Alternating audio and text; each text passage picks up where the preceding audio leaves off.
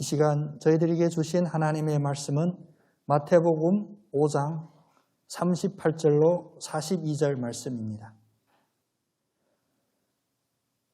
또 눈은 눈으로 이는 이로 갚으라 하였다는 것을 너희가 들었으나 나는 너희에게 이르노니 악한 자를 대적하지 말라. 누구든지 내 오른편 뺨을 치거든 왼편도 돌려대며 또 너를 고발하여 속옷을 가지고자 하는 자에게 겉옷까지도 가지게 하며 또 누구든지 너로 억지로 어리를 가게 하거든 그 사람과 심리를 동행하고 네게 구하는 자에게 주며 네게 구고자 하는 자에게 거절하지 말라. 아멘. 주님의 은혜와 평강이 오늘 말씀과 예배 이 자리에 함께 참여한 여러분들에게 가득하기를 원합니다. 우리 좀 멀리 떨어져 있지만 옆 사람에게 축복의 인사 나누겠습니다. 악한 자를 대적하지 맙시다. 이상하죠? 우리 악한 자가 없는데 악한 자를 대적하지 말라. 오늘 주님의 이 가르침을 쭉 이어서 보는데 늘 그런 생각을 합니다만 주님 가르침은 가끔은 엄청 파격적이에요. 극단적이기도 하고. 그런데 왜 그렇게 파격적이고 극단적인 가르침으로 우리들에게 주시냐? 왜냐하면 우리의 마음이 너무 완악한 거예요. 우리가 너무나 습관에 젖어 있고 내가 가지고 있었던 것에 완악하기 때문에 주님은 찌르시는 그런 말씀들을 해주게 됩니다. 오늘도 예수님께서는 저희들에게 두 가지 도전을 주시는데 그 두 가지 도전 역시도 우리의 마음이 아프고 심지어는 아이고 내가 어떻게 할까 이런 고백이 나올 정도의 그런 아픈 도전을 허락해 주셨습니다. 먼저 그 두 번째 두 개의 도전 중에 뒤에 있는 도전을 보면 누가 너의 오른뺨을 때리며 왼뺨도 대라는 그런 도전이네요. 여러분 쉽지 않죠.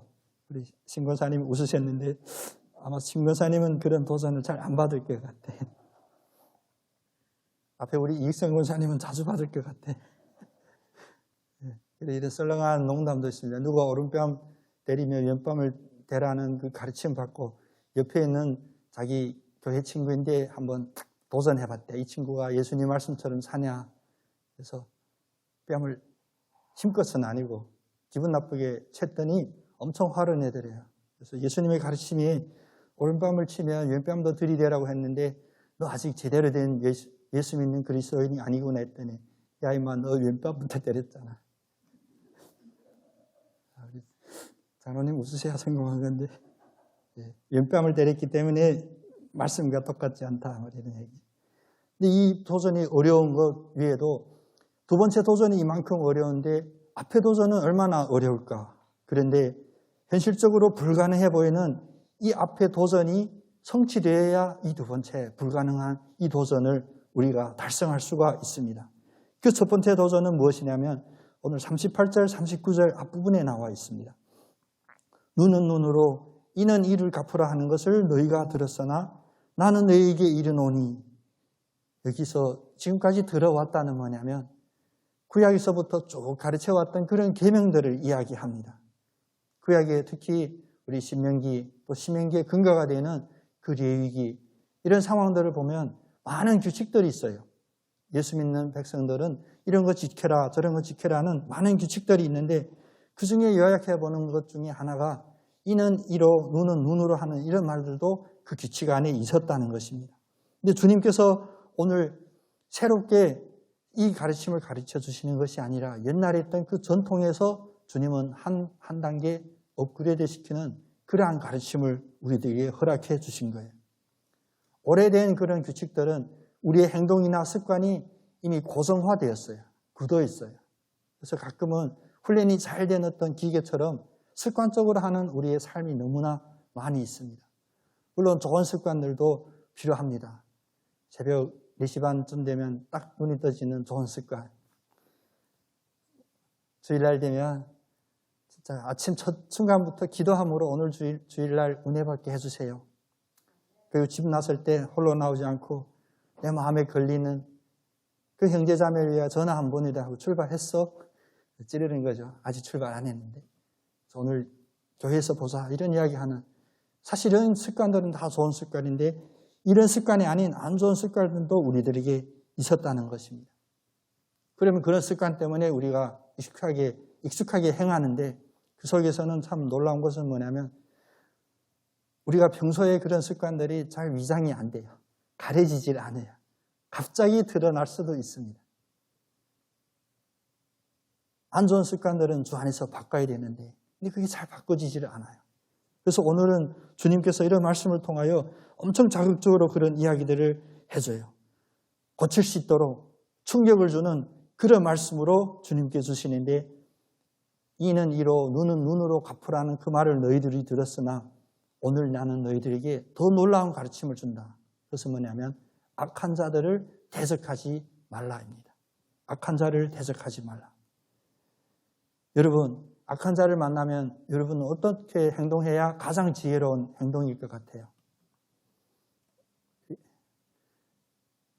코로나 기간 동안 이게 성경 공부하는 그런 모임이 같이 공부를 했었어요. 성경 신약구약 6개월 동안에 이제 완전히 한번 다 뗐는데 그 모임에 보면 이제 우리가 배웠으니까 누구한테 가르쳐야지, 전해야지 이런 이야기들이 됐어요. 그래서 3월 15일부터 18일 우리들이 회원 모집해서 좀 우리가 배운 대로 한번 가르쳐보자. 근데 저기 함덕에 있는 우리 목사님 그 밑에다 네, 열심히 싸우겠습니다. 그래서 우리는 너무나 습관이죠. 화이팅! 싸우겠습니다. 성경 가르치는 온유한 마음으로 가르쳐야 되는데 싸우겠대요. 우리가 이런 일에도 그런데 악한 자를 만나면 우리는 도저히 지금 참을 수가 없습니다. 왜 참을 수 없냐? 적어도 악한 자가 이런 세 가지 부분에서 나에게 위해를 가하면 우리는 도저히 참을 수가 없습니다. 그 세 가지 경우가 뭐냐면 오늘 예수님이 가르침 속에서 신뢰를 얻은 그 예입니다. 여러분, 예수님의 이 가르침 한번 자세히 보겠습니다. 우리가 만약 이런 상황이면 참을 수 있을까? 대적하지 않을까?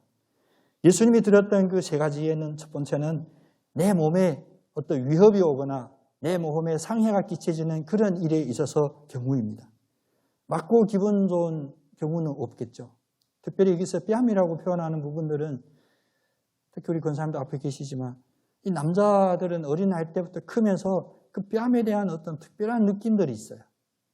뺨을 맞았다 그러면 우리 어릴 때 코피 터지면 졌다 이러는데 그거하고 상황이 달라요. 뺨을 맞는 거. 저도 이게 아픈 기억인데 제가 뺨을 맞았다는 기회가 딱 2번 있었습니다. 고등학교 올라가는 고등학교 1학년 때 3학년 선배한테 뺨을 맞았는데 잊지 못할 기억이에요. 왜냐면 야유회 갔다가 이제 새학기 시작해서 근데 그 형이 야유회 하면 안 되는 행동한 거예요. 알코올 먹고 왔어요. 동네 유명한 어떤 그냥 내놓았다 하는 사람이거든요. 근데 저희 반 이 학생들한테 와서 뭐 어떻게 했어요. 제가 반장이고 하니까 저도 떨리는 마음이지만 제가 이래봬도 싸움 잘 못하거든요. 떨리는 마음이지만 어떻게 해. 내가 반장인데 좀 약간 안면도 있고 하니까 가서 형하고 오늘 이러지 말라 했는데 그냥 뺨을 맞았어요. 남학생도 있고 여학생도 있는 데서. 근데 제가 그때 예수 믿지 않았는데 주님 그때부터 저를 준비시켜 주신 것 같아요. 그게 오른뺨인가 왼뺨인가 기억은 안 나는데 참았습니다. 왜냐? 제가 여기서 반응하면 크게 소동이 나거든요. 그거는 1학년과 3학년의 대결이 될 수도 있고 참았습니다. 참고 집에까지 왔는데 표정을 보면 제 친구들도 다 참았어요. 다 표정 보면 다 상기되어 있는데 어떻게 할 수가 없어요. 왜냐하면 우리 공부 잘하는 학생들 이길 수 있는 상대가 아니에요. 근데 그 야유회에 참가하지 않았던 친구가 그 얘기 들은 거예요. 오늘 야유회 가서 그런 일이 있었다고. 이제 해가 떨어지는 그런 시점에 그 친구가 찾아왔어요. 근데 우리 친구 중에 제일 약체입니다. 누구가 한 손하고도 해도 안 되는 그런 약체인 그 친구가 찾아와서 저한테 하는 말이 너 참을래? 그냥 이렇게 참고 넘어갈래? 그러는 거예요. 그건 도움이 안 되거든요. 간신히 참았는데 와서 이러면 내가 참겠다 하면 또 더 자존심이 상하고 자기는 못 참겠대. 내 친구를 해서는 자기는 못 참는데 그거 어떻게 할래? 그 집 찾아가세. 자기 그 집을 안 돼요. 참 인생 살면 어떤 나의 호의가 상대방께 절대 좋은 일이 아닐 때가 있습니다. 그래서 그 표준 용어로 나대지 마 이러는데 그 친구 찾아와서 자기가 나를 위해서 이게 분을 참지 못해서 이 푼을 풀어야 되겠다는데 제가 빠질 수는 없잖아요. 뺄 수는. 그래서 진짜 떨리는 마음으로 갔어요, 둘이. 집 앞에 갔는데 문이 그 앞에 마당이 있고 이 장작으로 한 이게 뜰 안에 있는 문이 닫혀 있었어요. 살짝 밀어봤더니 좀 잠겨 있는 것 같아. 그러니까 이제 문 두드리는 거야. 이름 아니까. 그래 바로 이름 부르고 누구 나와! 작은 소리로. 근데 안에 분명히 있는 인기척이 나는데 들리는데 반응 안 하더라고. 갑자기 이게 용기가 조금씩 생기는 거야. 좀 더 크게도 나와! 안 나오네. 그 친구가 막 발로 차고 막 난리 나오면 뭐 해버린다 이러고 소리 지르는데 안 나오더라고. 그 선배도 겁날 거예요. 그 부모님은 또 얼마나 겁나겠어. 평소에 늘 이런 사고가 있을 텐데. 저희는 자존심 다 세웠어요. 밖에서 막 걷어차고 큰 소리 하고 돌아오는데 얼마나 기분이 좋은지. 그래서 첫 번째 그 뺨 맞은 기억은 결국은 아름다운 기억으로 이렇게 바뀌게 됩니다. 근데 이런 경우들이 요새는 더 어려워요. 뺨 맞으면 그냥 피 튀기는 어떤 싸움이 될 거고요. 거기다 왼뺨을까지 들이댄다. 왼뺨 맞아 때려주세요.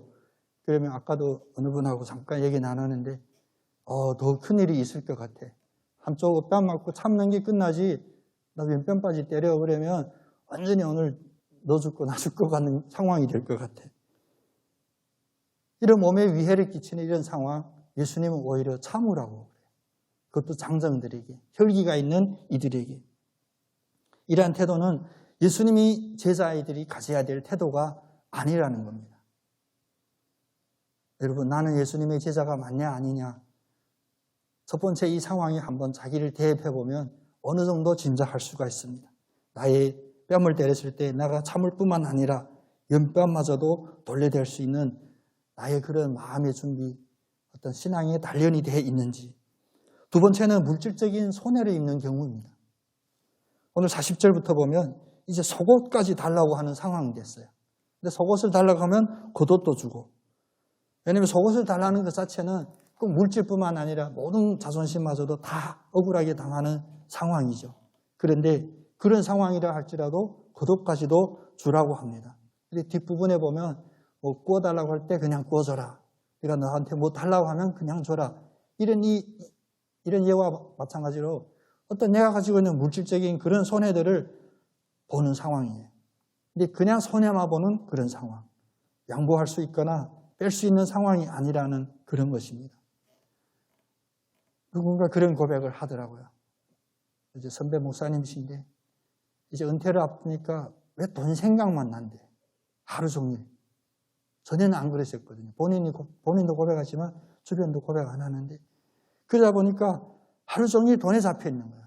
돈만 생각하게 되니까 돈에 관련된 것들만 생각하게 되고.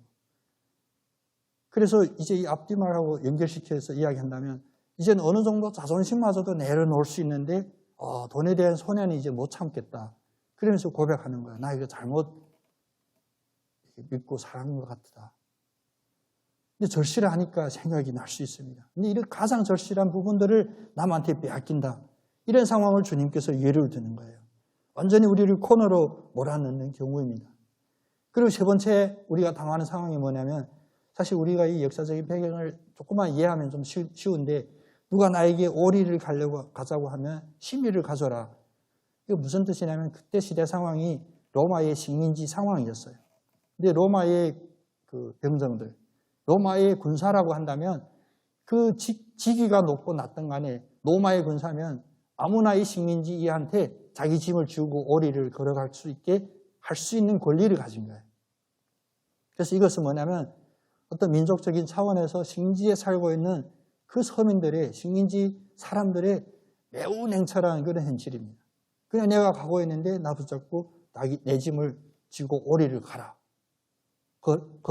거역하면 안 됩니다. 그런 상황을 지금 이야기하는 거예요. 그래서 예수님께서 이 고난주간에 우리가 같이 묵상해야 될 부분인데 그 예수님의 십자가를 대신 지었던 그런 시몬 그런 상황인 거예요. 괜히 그 옆에 지나가다가 그냥 너한테 오리 이거 들고 가 하면 따라줘야 되는 그런 식민지 상황이었습니다. 그런데 그 오리 가는 것만 해도 이런 민족적인 자존심이 상하는 상황인데 심리를 가져라 주님께서는 이렇게 말합니다. 이쯤 되면 아마 우리의 마음속에 표현은 안 하지만 다 그런 생각이 얼핏 들 수도 있습니다. 주님 참 모르시네. 지금 시대가 어떤 시대인데 이런 세 가지를 우리에게 말씀하시는. 혹시 이것이 2000년 전 그냥 그 갈릴리 지역에서 일어났던 그런 일로 기록된다면 참 존경스럽습니다 할 텐데 이것이 그것이 아니라 오늘 살고 있는 나에게 이것을 지키라고 하니 주님 이걸 어떻게 합니까? 주님 시대가 바뀐 걸 모르십니까? 그래서 온갖 핑계라도 대서 이런 건 피하는 것 지혜로운 삶이라고 생각할 수도 있는 것입니다. 그런데 우리가 기억해야 됩니다. 주님이 우리들에게 하라고 하는 그 일들은 누구를 위하여 하는 일입니까? 이거 시험으로 내서 채점 한번 해야 되는데 주님이 우리들에게 무엇인가를 하라고 할 때 누구를 위하여 이런 일을 시킵니까? 네, 우리 권사님은 나를 위해서인데 그러면 50점밖에 안 돼. 50점이면 낙제거든요. 주님이 우리들에게 무엇인가를 하라고 하는 것은 바로 주님의 영광을 위해서 합니다. 그렇게 하나님의 절대주권을 우리가 이야기해도 나 하면 안 돼. 주님을 위하여 주님의 영광을 위해서 하는 게 첫 번째고요. 그런데 우리가 주님의 영광을 위하여 하면 우리 절대 손해나지 않는다는 거. 순서가 이렇게 되는 거예요. 먼저 나를 위해서 하셨다면 이 순서가 잘못되고 빵점 맞을 수도 있습니다. 순서가 주님이 우리들에게 무엇인가를 하라고 할 때는 주님이 다 그 섭리가 있고 뜻이 있으셔서 하는 겁니다. 먼저 주님의 영광을 위하여 하고 그 일을 잘 감당할 때 우리에게 축복이 되기 때문에 우리가 주님의 일을 감당하다가도 어려움도 있고 고난도 있고 시련이 있게 되는 거예요. 이 순서를 잘 잡으셔야 돼요. 그래서 주님께서 이렇게 무엇인가를 내가 하기 어려운 일을 하라고 할 때 나의 이성을 동원하여 나의 경험을 동원하여 그것을 납득하고 그 논리에 내가 순응하고 이런 과정이 필요 없습니다. 네 하고 따르겠다고 하면 주님이 그 상황을 따를 수 있는 힘마저도 저희들에게 허락해 주신다는 겁니다. 그래서 이런 세 가지 구체적인 예를 들었는데 바로 오늘 십자가 이야기를 하게 되지만 주님이 나를 따르려면 너희가 십자가를 지지 않으면 나를 따를 수 없다라고 했습니다. 그러니까 주님이 우리들에게 지라고 하는 그 십자가 속에는 이처럼 나의 육신이 손해를 볼지라도 나의 물질이 손해를 볼지라도 나의 자존심마저도 손해를 볼지라도 그대로 따르라는 그런 주님의 말씀입니다. 그래서 요즘 말로 말한다면 좀 멋있는 말로 표현하면 우리의 권리의 포기입니다. 그래서 너무 아픈 마음에 아픈 고백이니까 자기 자신에게 한번 고백해 보겠습니다. 나의 권리를 포기하겠습니다. 원래 신권사님 목소리 큰데 오늘 크게 안 하신. 어려워요. 내 권리를 포기하겠다는 이 고백이 쉽습니까? 쉽지 않습니다. 우리는 어떻게 하면 내 권리를 지킬까? 또 내가 가지고 있는 그 권리의 영역이 더 넓어질까에 대해서 엄청 노력하고 있는 그런 시대에 살고 있죠. 세상적인 이야기를 설교 중에 하는 것 타당치는 않지만 요즘 우리가 어떤 시대를 살고 있냐면 우리가 나라의 대통령도 마음에 안 들면 탄핵합시다라고 쉽게 이야기할 수 있을 뿐만 아니라 실제로 탄핵도 이뤄진 이런 역사를 겪은 이런 시대입니다. 그런데 나의 권리를 포기하겠다. 이건 얼마나 반사회적이고 세상이 도저히 납득할 수 없는, 받아들일 수 없는 그런 고백입니까? 예수를 믿는 이들에게는 이런 나의 권리마저도 포기하겠습니다는 그런 고백이 있어야 됩니다. 예수님께서 산상수훈, 특별히 지금 쭉 이어서 보고 있잖아요. 시리즈로. 이 산상수훈에 보면 우리의 권리에 대해서 이야기한 것들이 거의 없습니다. 너는 이런 것들을 주장할 권리가 있다라고 말씀보다도 하지 마라, 내려놓아라, 버려라. 우리의 권리를 포기하라고 하는 그런 것들이 많이 나와요. 내가 손해봤는데 그 보상을 바라지 말라. 내가 누구한테 한 대 맞았는데 보복하지 마라. 누가 나의 자존심을 짓밟았는데 그대로 순응하라. 한 가르침 모두가 우리의 자존심을 내려놓게 하는 것입니다. 그래서 교회를 뛰쳐나가는 사람들도 많습니다. 요즘 유튜브 보면 빨갱이 공산 좌파 이런 이야기 하는 분들 가끔 계시는데 그 빨갱이에 대해서 알고 싶으면 저 찾아오시면 제가 더 잘합니다. 그 공산주의자들이 어디서 튀어나왔냐면 이 반기독교에서 튀어나왔어요. 그 유명한 그 공산주의 이론의 기초를 닦았던 이들이 막 신학교에서 중퇴하고요. 목회자 자녀이기도 하고요. 교회 다니다가 나온 이들입니다. 그들의 마음을 주장한 것은 교회 안에 들어와 있었지만 주님이 아니라 그들의 욕심이나 그들의 인권이, 그들의 권리가 그들을 주장하고 있었기 때문입니다. 그래서 이런 거 포기하라고 하니까 도저히 용납할 수 없어 뛰쳐나갑니다. 나가서 뭐 하냐? 바로 반기독교. 기독교에 반대되는 입장에서 기독교에 괴롭게 하는 일들을 해요. 그래서 요즘 인터넷이나 어떤 사회적으로 반기독교적인 성향 가진 이들을 보면 아예 기독교를 모르는 이들은 반기독교를 못해요. 모르니까. 다 교회에서, 교회가 뭔 상처 그렇게 많이 줬는지를 모르지만 다 상처받았대. 이제 교회 이름도 우리 반석 외과교회 이렇게 내과교회 바꿔야 될지 몰라요. 상처를 치료할 수 있는, 다 상처를 입었다고 해서 돌아서면 이제 공격하는 거예요. 그 중에 기독교는 세뇌한다. 그래서 기독교는 인민의 아편이다. 이게 그 공산당이 주장하는, 공산주의 주장하는 이론이거든요. 세뇌시켜서 자기 권리마저도 포기시켰으니까. 그런데 우리는 담대하게 고백할 수 있습니다. 주님 앞에서 우리의 권리를 포기하겠습니다. 여러분, 포기와 상실, 오늘 새벽에도 그런 이야기 잠깐 나눴는데 이 말장난 같아 보이지만 아닙니다. 이 영역을 정확히 구분해야 돼요. 포기와 상실은 다른 개념입니다. 상실하다는 없어진 거예요. 포기하다는 있는데 제가 노려놓은 거예요. 안 사용하는 거예요. 예수님의 제자 중에 우리 가까이 예를 들면 바울을 예를 들 수가 있죠. 바울은 예수님을 직접 만났던 제자가 아닙니다. 오늘 우리와 같이 육신의 예수를 만나지는 않았지만 예수님의 제자였어요. 순교의 각오로 십자가를 지고 가는 그 바울은 어떻게 고백했냐? 바울은 고린도 성도들에게 자기의 권리를 이야기하는 그런 부분들이 있습니다. 고린도전서 9장에 보면 우리도 마실 권리가 있고 우리도 다른 사도들과 같이 특별히 예를 듭니다. 다른 사도 중에 누가? 마탱이인 게바, 베드로처럼 우리도 믿음의 자녀된 아내를 데리고 다닐 권리가 없겠냐. 여러 권리를 우리도 있다. 그런데 나와 바나바는 일하지만 그 권리를 사용하지 않겠다라고 고백해요. 이것은 권리의 포기입니다. 상실이 아니라. 내가 내려놨어요. 그리고 다른 이들에게 이런 권리를 가졌는데 우리에게 왜 이 권리를 쓰지 아니하고 범사에 참고 있는 이런 이유가 있을까? 왜 우리는 이 권리를 포기했냐? 바울의 그 이유는 고린도전서 9장 12절에 보면 그리스도의 복음에 아무런 장애가 없게 하려 합니다.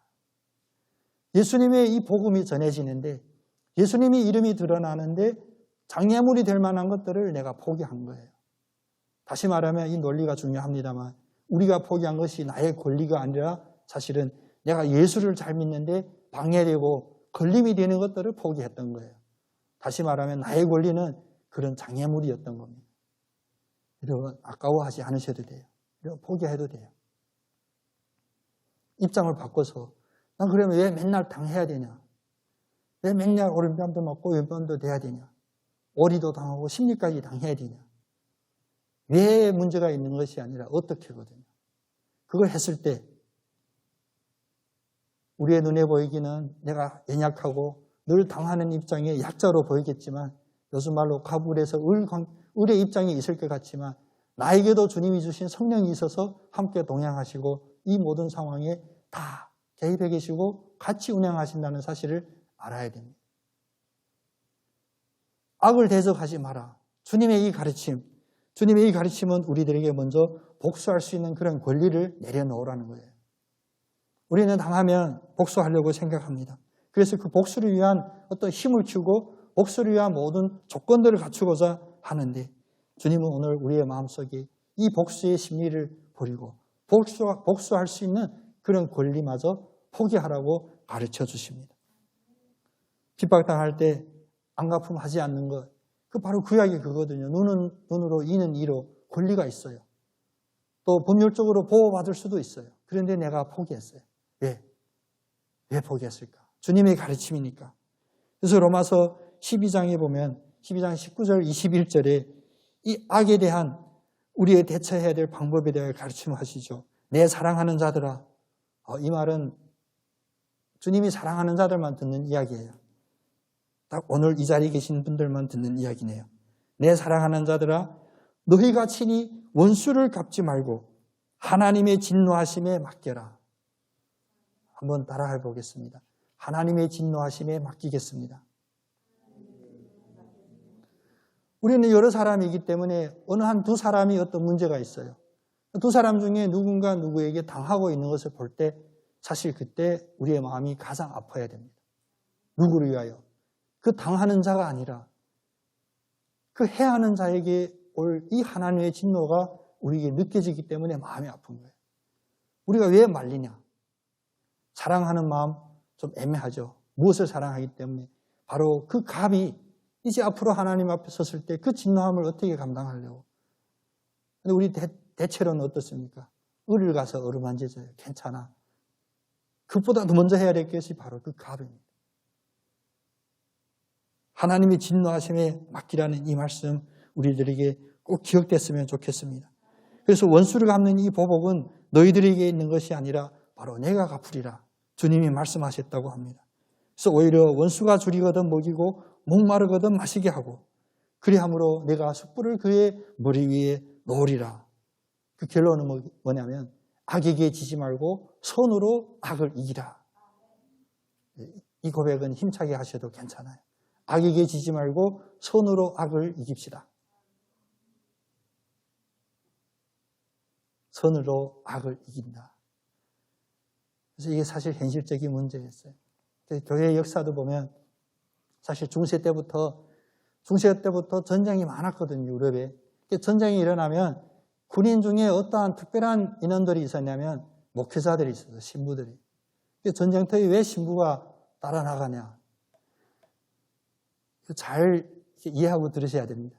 전쟁하는데 왜 신부가 양쪽 진영에, 양쪽 군대에 다 신부들이 있냐면 나름 다 예수를 믿는 성도라고 생각하기 때문에 죽기 전에 임종의 그 예배를 안 드리면 천국에 못 간다고 생각한 거예요. 천주교에 7대 성사가 있거든요. 그 중에 중요한 거 하나가 임종할 때 그때 그 미사가 중요하니까 이 신부들이 같이 다녀야 되는 거예요. 그걸 지금 우리가 요즘 말하는 군종이라고 그러죠. 군종 신부인데 목회자가. 그들은 총을 들면 안 돼요. 상대방이 그 신부를 쏴도 안 돼요. 장애해도 안 돼. 이분들은 그런 일을 하기 위하여 온 것이기 때문에. 그런데 그 전쟁터에, 그 참혹한 전쟁터에 너무 바빠요. 가끔 한 명이 쓰러지는 것이 아니라 여러 사람이 쓰러져요. 이 신부님들이 그 임종 미사를 드리다가 갑자기 열받았어요. 총 들고 나가서. 그게 기록이 나오는데 소위 말하는 그 공산진영에서는 그걸 신뢰로 들어요. 이게 인간이다. 앞에 다 잘못 배웠다. 결국은 인간이 지켜야지. 근데 지켜집니까? 악을 그런 힘으로 이길 수 있었던 것이 아닙니다. 주님이 십자가에서 우리들에게 보여주셨던 것은 저들은 알지 못합니다라고 십자가를 받는 것이 그 중요한 부분이 바로 선에게 지지 않는데 그 지는 방법에 있어서 선으로 악을 이기는 거예요. 내가 직접 대항하지 않았던 것. 원수를 내가 대적하지 않았던 것. 우리의 마음속에 혹시라도 누구 두고 보자 이런 마음이 있으면 빨리 내려놓읍시다. 적어도 오늘 이 시간 내려놓읍시다. 두고 볼 필요가 없어요. 이제 지나면 안 보여요. 다시 만날 수도 없습니다. 이런 것이 양보한다고 하는 것이 우리의 실패가 아니라 양보한다는 것이 우리의 권리가 상실되는 것이 아니라 우리가 그나마 우리가 갖고 있는 그 몇 안 되는 이 권리를 주님 앞에서 포기했을 때 주님이 우리가 감당할 수 없는 그 권세를 우리에게 주시는 거예요. 권리가 아니라 권세를 저희들에게 주십니다. 그래서 베드로전서 2장 22절 24절에 보면 주님의 이런 가르침 하시죠. 그는 죄를 범하지 아니하시고 그 입에 거짓도 없으시고 바로 예수 그리스도 십자가에 달리신 그분을 말씀하세요. 예수 그리스도는 죄를 범하지도 아니하시고 그 입에 거짓도 없으시며 욕을 당하시되 맞대어 욕하지도 아니하시고 고난을 당하시되 위협하지도 아니하시고 오직 공의로 심판하시는 이에게 부탁하시며 밑에서는 확실히 그 도전했어요. 조롱했습니다. 네가 하나님이라며 하나님의 아들이라며 그러면 지금 확 뒤집어. 예수님이 할 수 없으셨을까요? 그러니까 이 능력도 있었어요. 그 힘이 있으셨습니다. 욕하는데 그 욕으로 대적할 수도 있었지만 더 중요한 것은 이 상황을 완전히 뒤집을 수 있는 하나님이셨지만 왜 욕을 받고 고난을 그대로 받고 심지어 힘을 가지고 위협도 하지 않고 결국 나무에 달리셔서 죽으셨냐. 오늘 이 순간까지도 2000년 동안 성경을 우리가 읽으면서 아직도 돌아오지 않은 우리들을 사랑하셔서 우리의 이 해결할 수 없는 이 죄를 친히 감당하셔서 그것을 참으신 거예요. 크게는 오늘 우리들에게 보복하지 마라라는 이 권리의 포기를 우리들에게 본으로 보여주신 것입니다. 예수님이 그 몸으로 우리의 죄를 담당하셨으니 이는 우리로 죄에 대하여 죽고 의에 대하여 살게 하려 하심이라.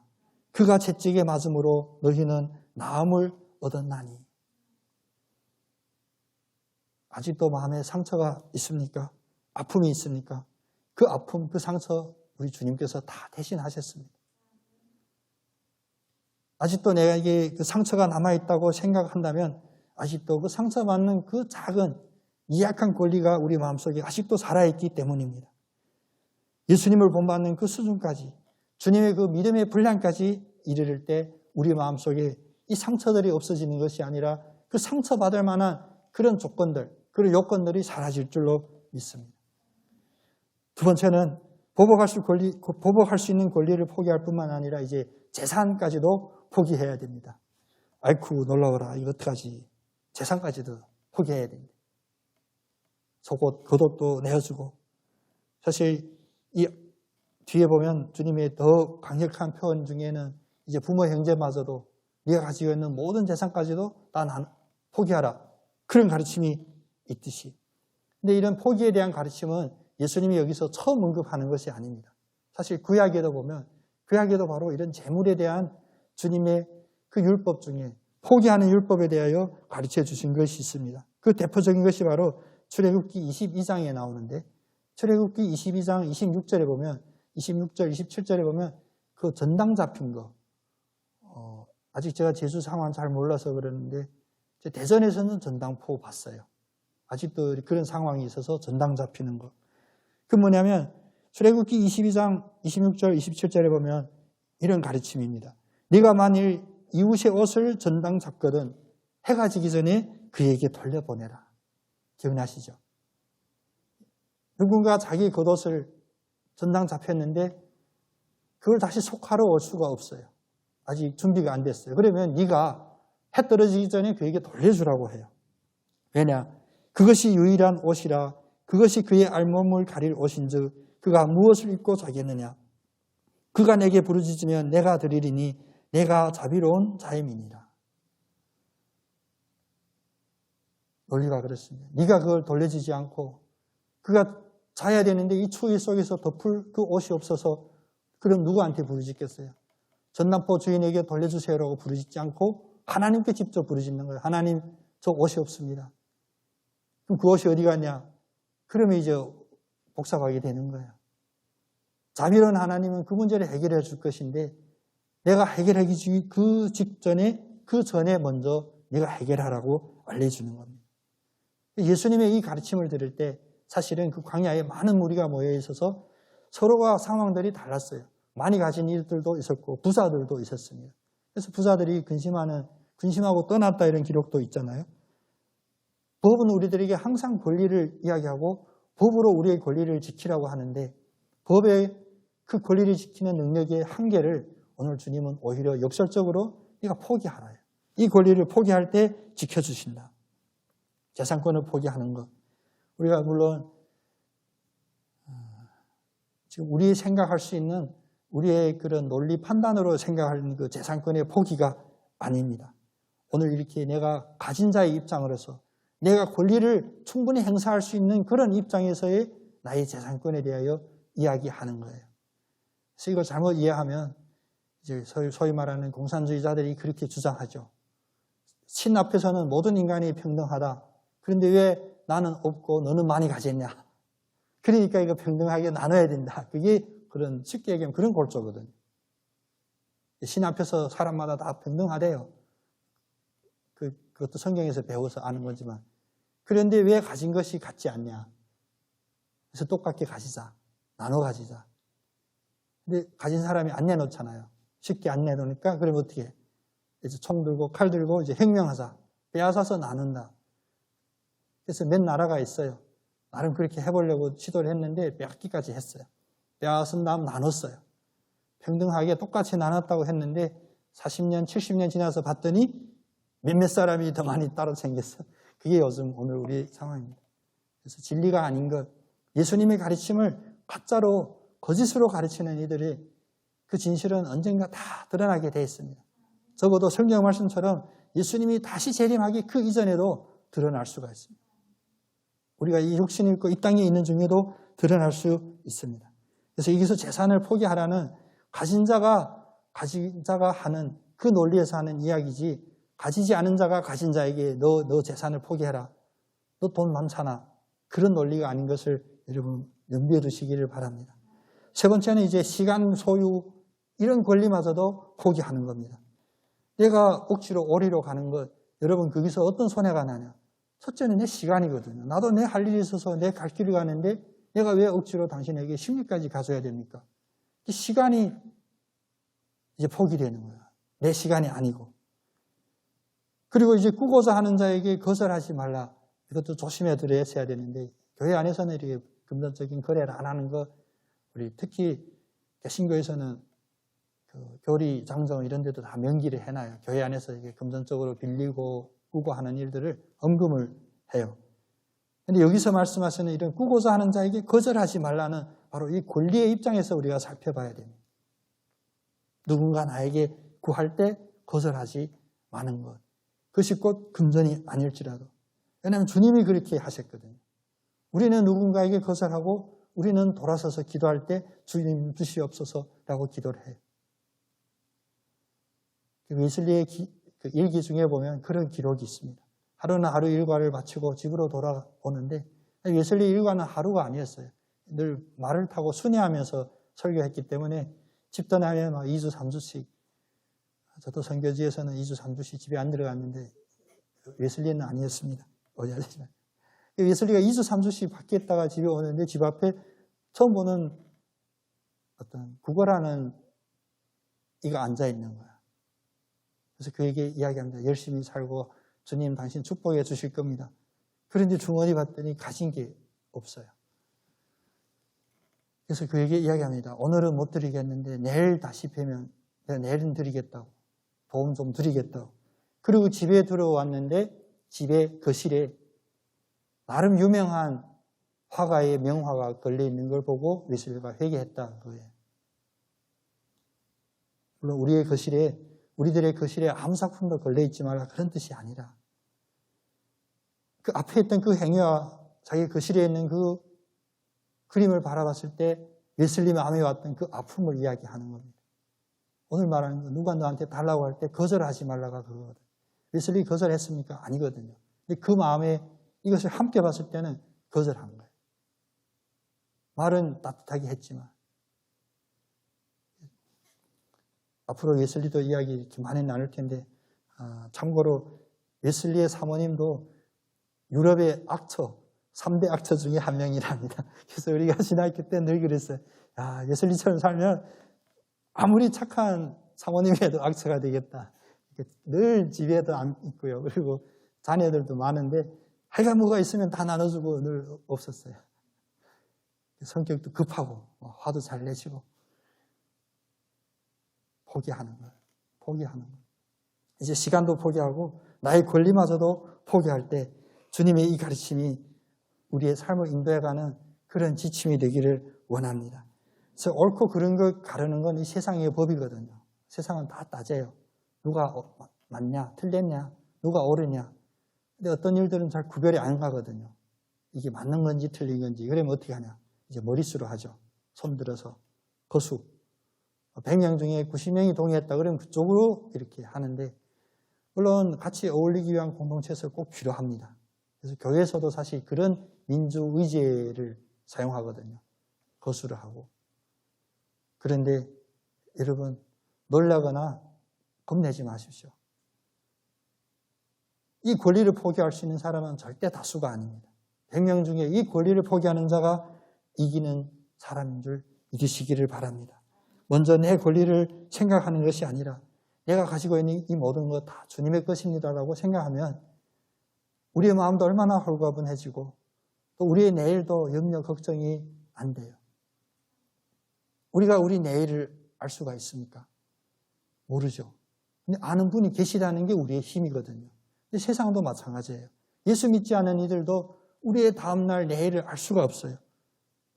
근데 그거 알려줄 사람마저도 없어요. 그래서 염려하고 걱정되고 자존심이 강하고 권리가 있어야 돼요. 근데 권리가 나를 지켜줍니까? 모든 나라 사람이 모여서 있는 제도 중에는 다 하자가 있거든요. 그래서 중국 속담에 그런 속담이 있습니다. 이게 범죄의 그 어떤 진행 속도가 법에 바뀌는 속도보다 2배 더 빠르다 그러거든요. 그러니까 어떤 안 좋은 일이 생기면 그에 따라서 법이 따라가기 때문에 법으로는 도저히 이걸 통제가 안 돼요. 근데 우리는 뭘 믿고 있습니까? 법이 그런 것들을 지킬 거라고 생각하는 것. 우리의 권리가 우리를 지킬 수 있는 것 아닙니다. 권리를 맹신하고 미신할 때 우리가 당하는 그 억울함, 그 해결할 수 없는 것, 오로지 주님만이 막아줄 수가 있습니다. 옳고 그른 것, 이 세상에서 마음껏 따지라고 해도 괜찮아요. 혹시 세상에서 내가 잘못된 자로 낙인 찍히고 오해받고 핍박받을 수 있어도 괜찮아요. 왜냐? 내가 무엇을 내려놨는지를 우리가 내 자신이 분명히 알면 됩니다. 내가 참은 것 아닙니다. 내가 주 안에서 나의 그 권리를 내려놓은 것이었습니다. 내가 손해본 것 주님이 보상해 주실 겁니다. 근데 주님의 계산법은 더하기가 아닌 것 여러분 아시죠? 30배, 60배, 100배로 보상해 주되 그 씨앗이 선한 씨앗인가를 보고 그런 보상을 주시는 겁니다. 그리고 나의 권리, 가장 큰 권리가 무엇입니까?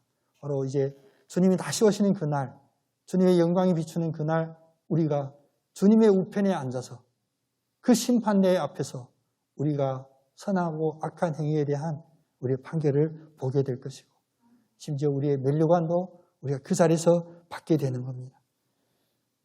참 감사합니다. 왜냐하면 이 사회도 발전해서 이제 오른뺨 쉽게 때리는 사람들이 거의 없어졌어요. 정상적인 우리 권리를 내려놓을 때 더 담대할 수가 있습니다. 왜? 오른밤 때리는 사람이 없을 거니까. 이제 나보고 오리 내짐지고 가라 이런 사회도 아니고 나한테 돈 떼먹고 간 놈들은 좀 있지만 우리 주님의 이 말씀이 그래 우리 주님의 말씀이 진리다라고 고개만 끄덕끄덕이는 그런 말씀들이 아니라 우리의 삶에서 살아내는 그런 말씀이 되기를 원합니다. 주님도 더 멋있게 표현할 수 있었습니다. 산상수훈에 보면 주님도 신학적으로 철학적인 그런 용어를 써서 표현할 수가 있을 텐데 왜 그렇게 안 하셨냐면 우리의 마음을 더 신랄하게 찌르고 또 우리의 삶이 실제로 변화될 수 있도록 알아듣게 하고 자극받게 하고 기억되게 하기 위하여 그런 말씀을 우리들에게 주신 것이었습니다.